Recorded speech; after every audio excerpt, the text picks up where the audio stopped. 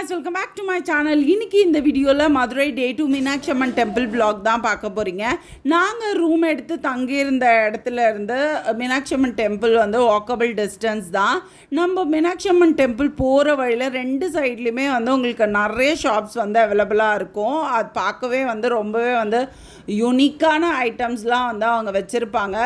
மீனாட்சி அம்மன் டெம்பிள்குள்ளே வந்து mobile phones வந்து not allowed. So 4 வாசல் இருக்குது. 4 வாசல் பக்கத்துலையுமே வந்து அவங்க மொபைல் கவுண்ட்ரு, அதுக்கப்புறம் ஸ்லிப்பர்ஸ் கவுண்டர் வந்து செப்பரேட்டாக வச்சுருக்காங்க.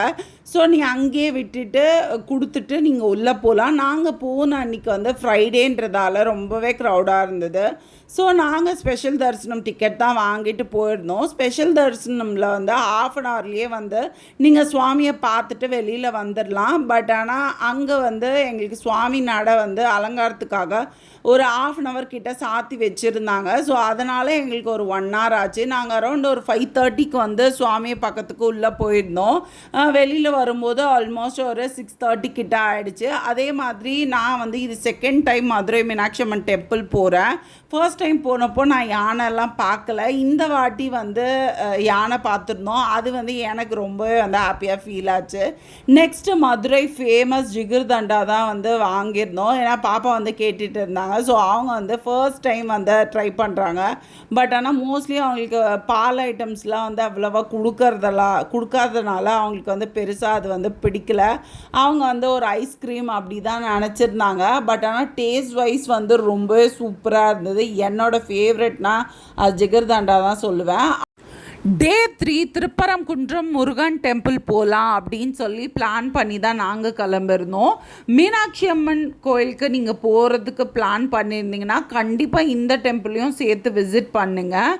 ஃப்ரம் மீனாட்சி அம்மன் டெம்பிள்லேருந்து திருப்பரங்குன்றம் போகிறதுக்கு நமக்கு ½ அன் ஹவர் அந்த மாதிரி டைம் ஆகும். இதுக்கு வந்து நீங்கள் கேபும் எடுத்து போகலாம், இல்லை ஆட்டோலேயும் போகலாம். ப்ரைஸ் மட்டும் டிஃபர் ஆகும். ஃப்ரம் 600 to 1000 அந்த மாதிரி ஆகும்.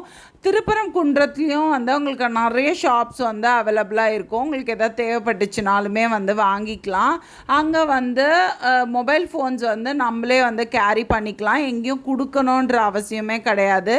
இங்கே வந்து ஸ்லிப்பர்ஸ்க்கெல்லாம் தனி கவுண்டர்லாம் இல்லை. நம்ம அங்கே கோயில் பக்கத்துலேயே வந்து விட்டுட்டு போகலாம். அதே மாதிரி அங்கே கோயிலுக்கு அப்படியே ஆப்போசிட்லேயே வந்து தேர் வந்து ஒரு கிளாஸில் வந்து வச்சுருந்தாங்க. அது பார்க்கவே ரொம்ப அழகாக இருந்தது. நெக்ஸ்ட் வந்து கோயிலுக்குள்ளே என்ட்ரு ஆன உடனே வந்து நிறைய சிற்பங்களுக்கு வந்து அவங்க பூஜை பண்ணி அந்த அலங்காரம்லாம் பண்ணி வச்சுருந்தாங்க. அதே மாதிரி இந்த கோயிலில் தான் நான் பார்க்குறேன். கோயிலுக்குள்ளேயே வந்து நிறைய ஷாப்ஸ் வந்து இருக்குது.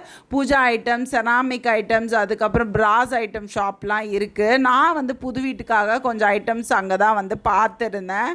அதே மாதிரி இங்கேயும் வந்து உங்களுக்கு ஸ்பெஷல் தரிசனம் டிக்கெட்டும் இருக்குது, நார்மல் தரிசனமும் இருக்குது. ஸ்பெஷல் தரிசனம் தான் நாங்கள் போயிருந்தோம். ஆல்மோஸ்ட் எங்களுக்கு ஒரு 45 minutes அந்த மாதிரி தான் ஆச்சு. நீங்கள் நார்மல் தரிசனமும் போகலாம். அது வந்து ஒரு 2 hours அந்த மாதிரி ஆகும் அப்படின்னு சொல்லியிருந்தாங்க. பாப்பா வச்சுட்டு எங்களுக்கு இதுதான் கன்வீனியண்ட்டாக இருக்கும்ன்றதால நாங்கள் இந்த மாதிரி தான் போயிருந்தோம். அதே மாதிரி இது வந்து ஒரு கொகைக்குள்ளே மலை மேலே இருக்க கோயில்ன்றதால நீங்கள் வந்து ஸ்டெப்ஸ் ஏறி போய் தான் சுவாமியை பார்க்குற மாதிரி இருக்கும்.